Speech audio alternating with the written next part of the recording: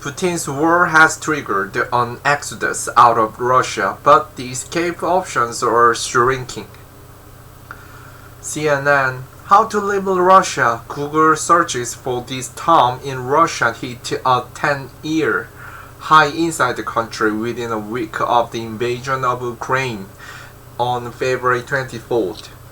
From Moscow to the Siberian oil capital of Novosibirsk, and from the intellectual hub of St. Petersburg to the nuclear submarine base of Murmansk, Russians are searching for a way out in anticipation of the grim future in the country torn apart by isolation, censorship, and belligerence. Analysis of research data, immigration figures, and flight information, as well as interviews with experts, activists, and people inside the country, shed light on how people who can no longer live in Vladimir Putin's Russia are trying to flee amid a president war in Ukraine and the political crackdown at home. Russian interest in the topic of immigration on Google quadrupled between mid-February and early March. Searches around the travel visa have almost doubled, and for the Russian equivalent of political asylum, they jumped more than fivefold. When searching for immigration in the past 30 days, Australia, Turkey, and Israel were some of the top trending destinations, alongside Russia-friendly Serbia and Armenia, as well as Georgia, which Russian troops invaded in 2008. Searching for a way out. Russian Google searches for escape route out of the country peaked within a week of the invasion of Ukraine.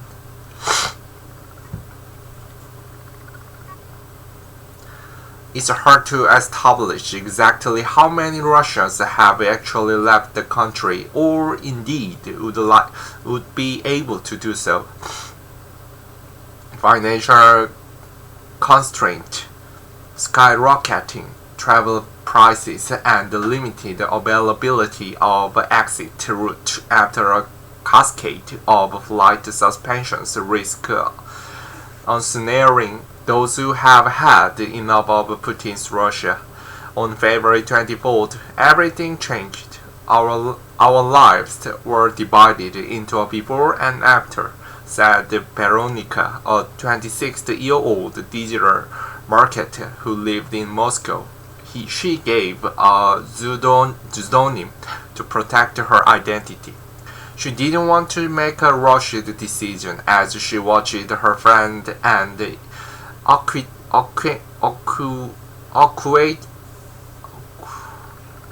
acquaintances abruptly packing their bags, breaking lantern agreement, and leaving for Yerevan, Tbilisi, and Istanbul, along with their pet, days after they learned that Russia had attacked Ukraine. Instead, she went to anti-war protests in the Russian capital. But at the beginning of March, Veronica began to realize the situation was getting worse. The police started taking activists straight from their apartment, taking people away from the subway, she told CNN, adding that the police came to her parents' house in Siberia to threaten her. Now, registration was passed in Russia in early March that can send people to prison for up to 15 years for posting or sharing information about the war that the authorities deem to be false. First, they made it illegal even to use the word war, Veronica said.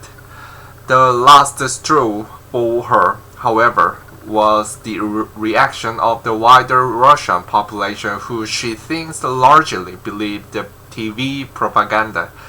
According to a recent independent poll, 58% of the Russians support their country's military actions in Ukraine, and only 17% think Russia had initiated the escalation of conflict with Ukraine.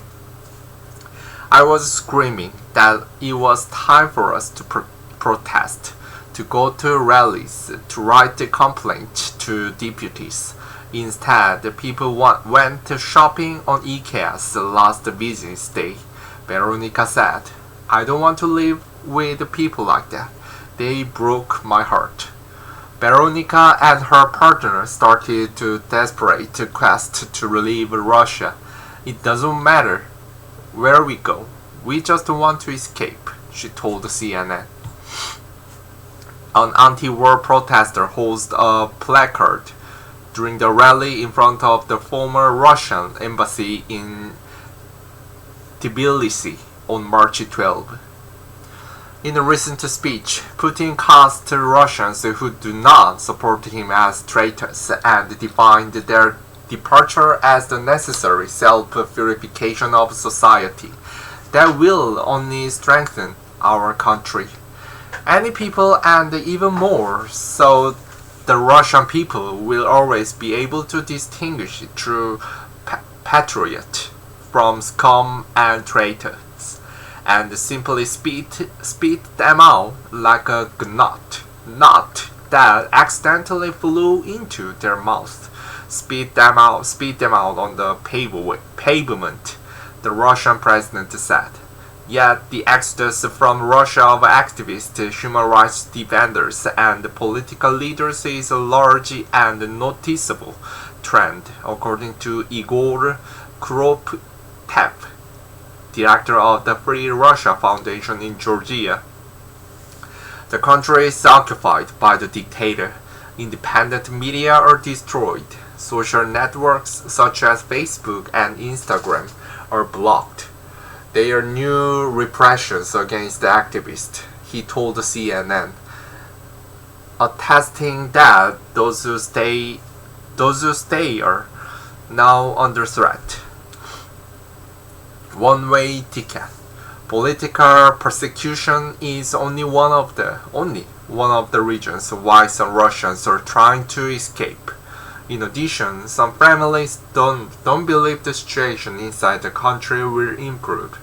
They are concerned about the possible conscription of their sons into the army, or they want a Western education for their children, according to Andrei Kolesnikov, senior fellow at Carnegie Moscow Center.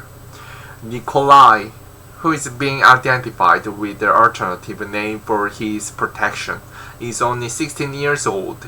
In early March, his parents took the difficult decision to send him to Tbilisi, Georgia, to join his older brothers who were already there.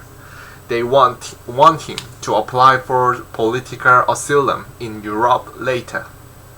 In the first days of the war, all of my friends and I went to protest against it, and hundreds of people are detained, Nikolai told CNN. Policemen stop people on the street, people just walking, going to shops, and they ask them to see their phones, their telegram and social media, and then police take them and detain them, he said. Nikolai's mother waited for almost a week, hoping for the conflict to de-escalate. But on March 2nd, she told him to do a COVID-19 test and bought him a one-way ticket to Yerevan, Armenia, for next days. It wasn't a discussion, it was a like go now, he said. For there, he shared the taxi to Tbilisi with the other travelers. So many people came here when the war started, he told CNN, adding that he has run into friends he didn't even know were in the Georgian capital. We go to buy something for dinner. We walk into the supermarket or into a shop and you heard the Russian word and see Russian faces. In cafes everywhere, it's a new reality for Georgians, too. Since the start of the war and up until March 16, more than 30,400 Russians have entered Georgia, while over 17,800 have left, meaning more than 12,600 were in the country at that point, according to Georgian Interior Minister Bakhtan Komelaury. This is almost 14 times as many Russian immigrants as in the same period in 2019 before the COVID-19 pandemic, he said. In addition, almost 10 times as many Belarusians came to Georgia since the war broke out compared to the 2019, when tourism was still high, according to Komelaury. Last place. Georgia is one of only a handful of countries that are affordable and take fleeing Russians without lengthy visa procedures. Other options include post-Soviet countries such as Armenia, Azerbaijan, and Kazakhstan. Those who can afford it to go to what are usually popular holiday destinations, countries such as Turkey, Egypt, the United Arab Emirates, and Mexico. There have been no direct flights to Georgia since the Russian invasion in 2008, but for a number of their other destinations, CNN analysis of data from the Flight Trader 24 has revealed a noticeable increase in daily flights from Russian cities in the first 2 weeks of the war. Daily departures to Armenia increased by almost a third compared to the winter average. As many as 34 planes departed from Russia for this country, of less than 3 million people on March 6th. Daily flights to Kazakhstan and Israel have gone by around 50%. Turkey, Uzbekistan, and the UAE has seen an average of 1, 3, and 4 additional flights per day, respectively. It's unclear how many people who took direct flights to neighboring countries would stay there and how many would aim to get to Europe, the United States, and other Western countries. Fleeing Russians have few choices. As 37 countries moved to ban flights from Russia within days following each invasion of Ukraine, a handful of destinations has seen the opposite, an increase in flight traffic. As many as 5 additional flights per day departed from Armenia at the start of the war.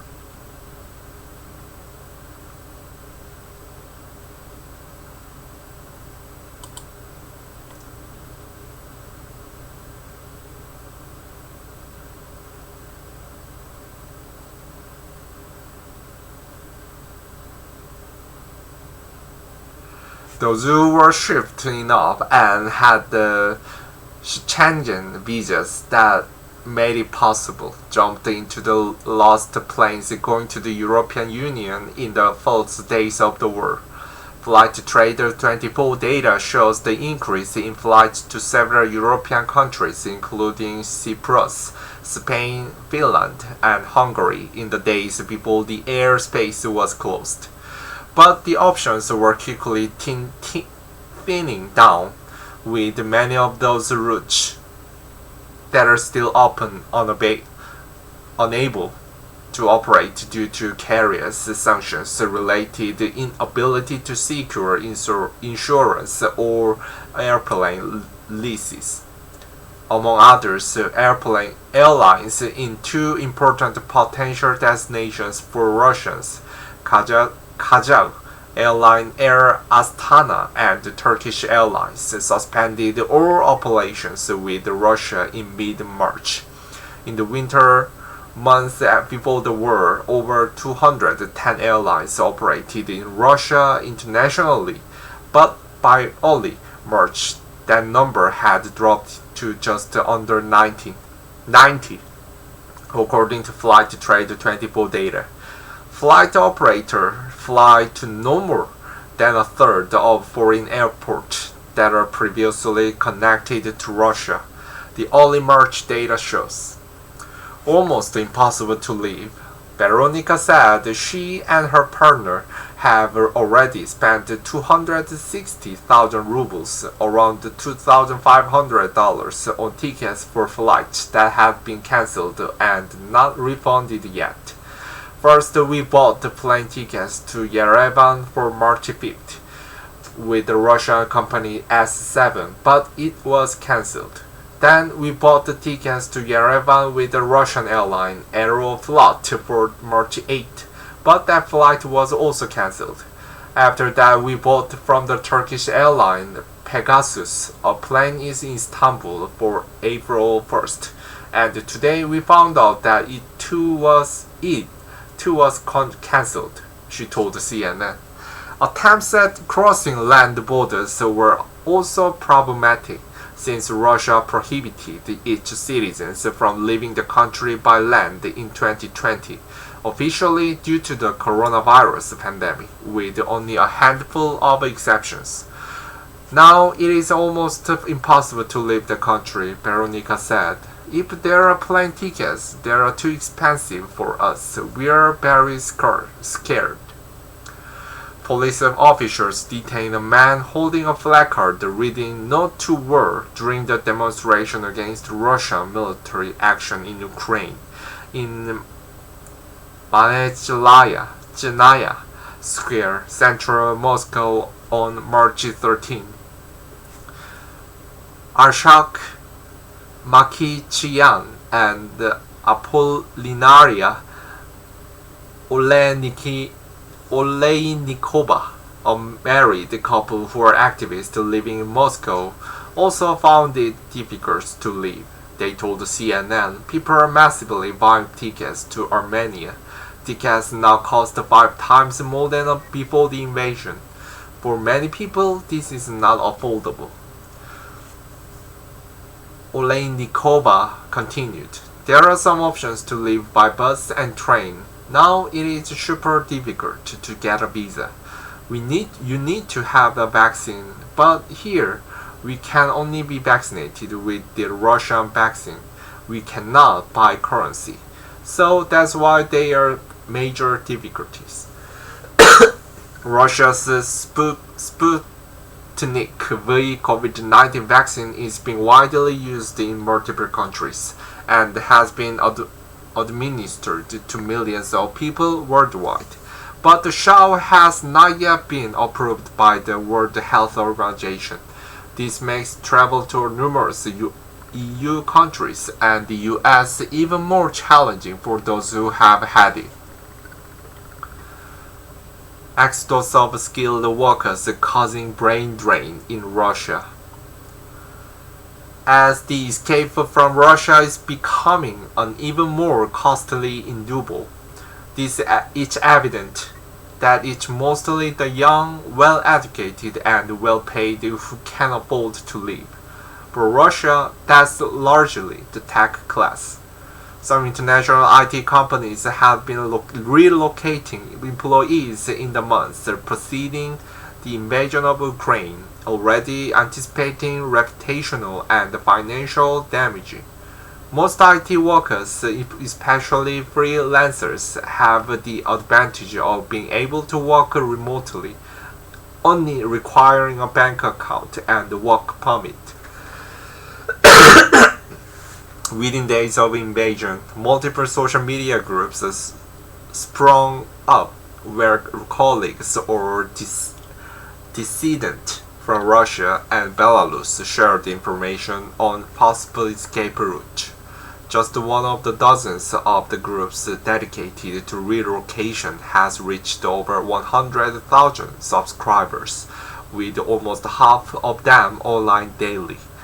Tens of thousands of people have joined the groups dedicated to moving to specific countries such as Armenia, Georgia, and the EU countries, as well as IT specialist groups discussing opportunities and how to find jobs abroad. People in the terminal of Moscow's Sheremetyevo International Airport on March 8. One IT professional, 32-year-old Vasily, also identified by the pseudonym for his safety, left Belarus after President Alexander Lukashenko allowed the Russian troops to use the country as the springboard for attacking Ukraine. I chose Georgia because it doesn't require the visa. It allows you to register as the freelancer, open a bank account, and receive your salary to it, he told CNN. I also feel safe in Georgia because many of my friends have moved here too. Tbilisi is a mini Minsk now. He doesn't believe that all of them would stay in Georgia though, as he noticed many used the country as a transit zone before trying to get a visa to the EU. The age and the status of those departing Russia, however, have raised questions about what this flight means for the future of the country. Leaving Russia is a privilege, said Anna, whose name has been changed for safety. A 23-year-old Moscow native who living in Georgia. There is indeed a wave of immigration of smart, educated, kind, and empathic people from Russia. The fact that Russian dissidents are now being pushed out of the country might make it even harder for any change to seep through in society in the months and years ahead. A demonstrator at the March 12 rally in Tbilisi. This is unlikely to concern the Russian president. Putin doesn't care about the brain drain.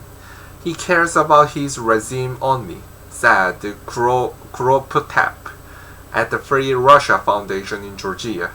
It's useful for him to get rid of the dissident and make everyone silent and scared.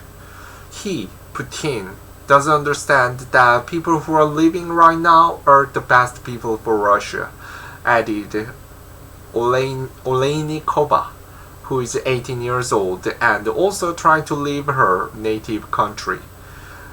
There are scientists, journalists, people from the IT sector. Those are the smartest people, and they are all leaving because it's too dangerous to be here, she told CNN. I hope people will come back and build a new future for Russia.